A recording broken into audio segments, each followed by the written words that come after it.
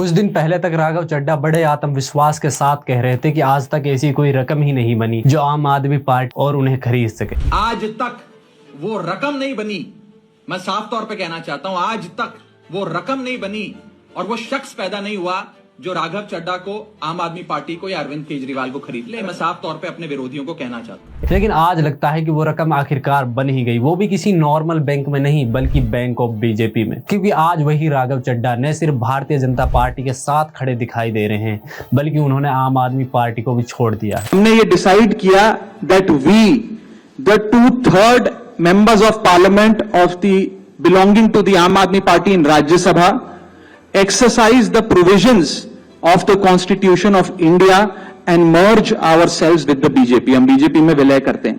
सवाल यह है, क्या सच में कोई ऐसी पॉलिटिकल डील हुई है जिसने एक नेता की पूरी पॉलिटिकल लाइन ही बदल दी? क्या कहीं ना कहीं उनकी ईमानदारी की कीमत तय हो गई है और आखिर उन्होंने अपनी ईमानदारी से समझौता कर लिया है? दिलचस्प बात यह है कि आज राघव चड्ढा ये कह रहे हैं कि आम आदमी पार्टी अपने सिद्धांतों से भटक चुकी है।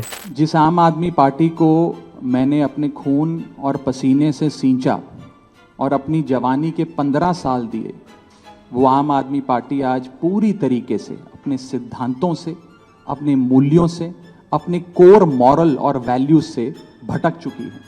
लेकिन सवाल ये उठता है कि वही सिद्धांत उन्हें अचानक बीजेपी में कहां से दिखाई देने लगे? क्योंकि कुछ समय पहले तक राघव चड्ढा बीजेपी पर गंभीर आरोप लगाते थे। उनका कहना था कि देश की इन्वेस्टिगेशन एजेंसी जैसे ईडी और सीबीआई का मिसयूज किया जाता है ताकि ऑपोजिशन के नेताओं पर प्रेशर बनाया जा सके। शायद वो सही कहते थे, आज उन पर भी यही प्रेशर बनाया जा रहा होगा। अगर इन केसों से मुक्ति किसी भी नेता को पानी है तो वो भाजपा ज्वाइन कर सकता है या किसी भी नेता की पार्टी को, पॉलिटिकल पार्टी को इन सारे मुकदमों से निजात पानी है तो वो एनडीए गठबंधन का हिस्सा बन सकता है। आज की वीडियो में हम इसी कंट्रोवर्सी को पूरी तरह समझने की कोशिश करेंगे। इस सब की शुरुआत होती है मार्च 2024 से, जब अरविंद केजरीवाल को सेंट्रल ब्यूरो ऑफ इन्वेस्टिगेशन और ईडी के द्वारा गिरफ्तार किया गया। उस समय पूरी आम आदमी पार्टी सड़कों पर प्रोटेस्ट कर रही थी, गवर्नमेंट के खिलाफ नारे लगाए जा रहे थे। कई जगहों पर पुलिस और प्रोटेस्टर्स के बीच क्लेश भी हुआ।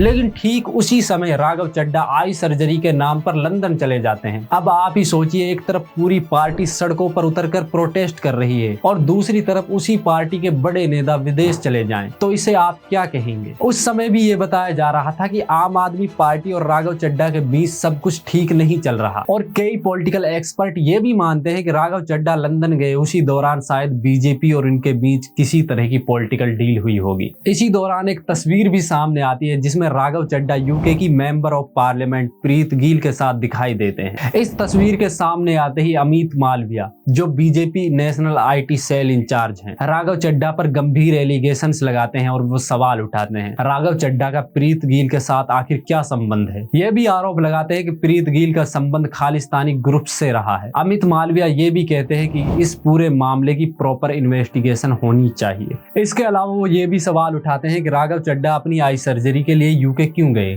जबकि दिल्ली का हेल्थ सिस्टम खुद आम आदमी पार्टी द्वारा दिल्ली मॉडल के तौर पर प्रमोट किया जाता है। अगर दिल्ली का हेल्थ केयर सिस्टम इतना ही मजबूत है तो फिर उसके ही बड़े नेता इलाज के लिए विदेश क्यों जा रहे हैं? लेकिन इंटरेस्टिंग बात यह है कि उस समय यही बीजेपी राघव चड्ढा पर एलिगेशंस लगा रही थी, उनके खिलाफ कार्रवाई की मांग कर रही थी। आज वही भारतीय जनता पार्टी राघव चड्ढा को अपनी गोद में बिठाकर पॉलिटिक्स कर रही है। सच कहूं तो कभी कभी इंडियन पॉलिटिक्स में जो कुछ होता है वो किसी पॉलिटिकल स्ट्रेटजी से ज्यादा एक अजीब मजाक जैसा लगता है। अब बात करते हैं राघव चड्ढा के इस फैसले का इम्पैक्ट क्या हुआ। जब उन्होंने भारतीय जनता पार्टी ज्वाइन की तब उसका इमीडिएट रिएक्शन सोशल मीडिया पर साफ दिखाई दिया। पिछले 2-3 दिन में उनके लगभग 3 मिलियन से ज्यादा फॉलोवर कम हुए हैं। ये किसी भी पॉलिटिशियन के लिए एक बड़ा सिग्नल हो सकता है, क्योंकि सोशल मीडिया आज पब्लिक मूड को दिखाने का एक इम्पोर्टेंट इंडिकेटर बन चुका है। इसे काफी हद तक पब्लिक बैकलेस या नाराजगी के तौर पर भी देखा जा रहा है। खास बात यह है कि राघव चड्ढा को फॉलो करने वालों में बड़ी संख्या यंग वोटर्स की थी। यही यूथ बेस उन्हें एक मॉडर्न और आर्टिकुलेट पॉलिटिशियन के रूप में दिखाता रहा है, लेकिन अब वही यूथ बड़ी संख्या में उन्हें अनफॉलो कर रहा है। दूसरी बड़ी बात पॉलिटिकल अपॉर्चुनिटी की है। कई एनालिस्टिक मानते हैं आम आदमी पार्टी में उनके पास जो स्पेस और लीडरशिप ग्रोथ की संभावना थी, शायद भारतीय जनता पार्टी में मिलना मुश्किल हो सकता है, क्योंकि वहां पहले ही बड़े और स्थापित लीडर मौजूद हैं। See, obviously, Raghav Chadha has left party, so obviously he has his own reasons to talk about it. But no disrespect to him, he's like my younger brother. But I think he got so much in the party itself at a very young age. He became a Rajya Sabha member, and he at one point of time he was almost the de facto chief minister of Punjab, and he was very powerful then. And he was the vice chairman of the Jal Board. He became an MLA. He contested a parliament election, and then also became the Rajya Sabha member. Tell me which boy of 37 years had got so much?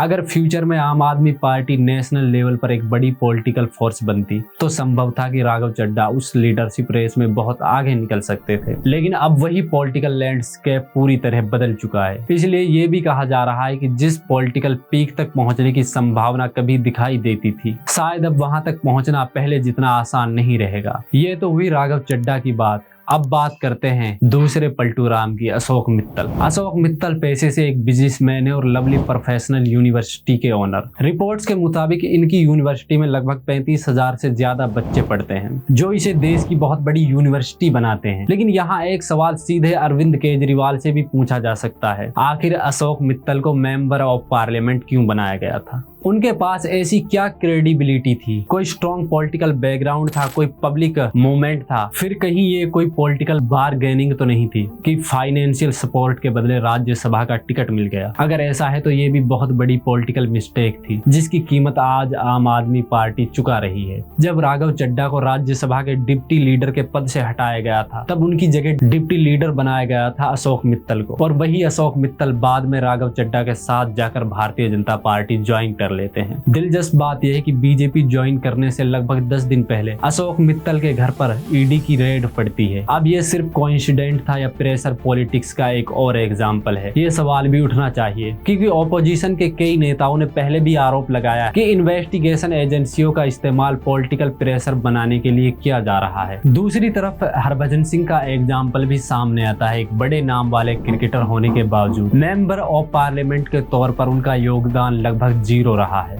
अगर किसी celebrity को सिर्फ इसलिए parliament भेज दिया जाए क्योंकि वो एक बहुत बड़े सेलिब्रिटी हैं, क्योंकि उनका नाम बड़ा है, तो इससे डेमोक्रेसी मजबूत नहीं होती, बल्कि पार्लियामेंट की सीरियसनेस खत्म होती है। वही काम किया था हरभजन सिंह ने। हरभजन सिंह ने कभी भी आम आदमी पार्टी को अपनी पार्टी नहीं माना। उन्होंने कभी भी अरविंद केजरीवाल के लिए स्टैंड नहीं उठाया, और शायद यही अरविंद केजरीवाल की सबसे बड़ी पॉलिटिकल मिसकैलकुलेशन में से एक रही है, जहाँ कई ऐसे लोगों को पार्लियामेंट भेज दिया गया जिनकी पॉलिटिकल क्रेडिबिलिटी पर सवाल खड़े हो सकते हैं। आज की वीडियो में बस इतना ही, लेकिन जाते जाते एक बात जरूर कहना चाहूंगा। राघव चड्ढा ने शायद अपनी आइडियोलॉजी, अपने प्रिंसिपल, अपनी ऑनेस्टी तीनों से कॉम्प्रोमाइज कर लिया हो। दूसरी तरफ अशोक मित्तल को मेंबर ऑफ पार्लियामेंट बनाना भी आम आदमी पार्टी की एक पॉलिटिकल मिस्टेक रही हो। लेकिन यह भी कहना गलत नहीं होगा कि जितनी गलती राघव चड्ढा की रही है, उतनी ही गलती अरविंद केजरीवाल की भी है। कई बार लगा कि आम आदमी पार्टी को एक ओवर कॉन्फिडेंस हो गया है कि इंडियन नेशनल कांग्रेस अब खत्म हो चुकी है। अब बीजेपी को अगर कोई नेशनल लेवल पर चैलेंज कर सकता है तो वो आम आदमी पार्टी है। पंजाब में आम आदमी पार्टी को जीत मिलने के बाद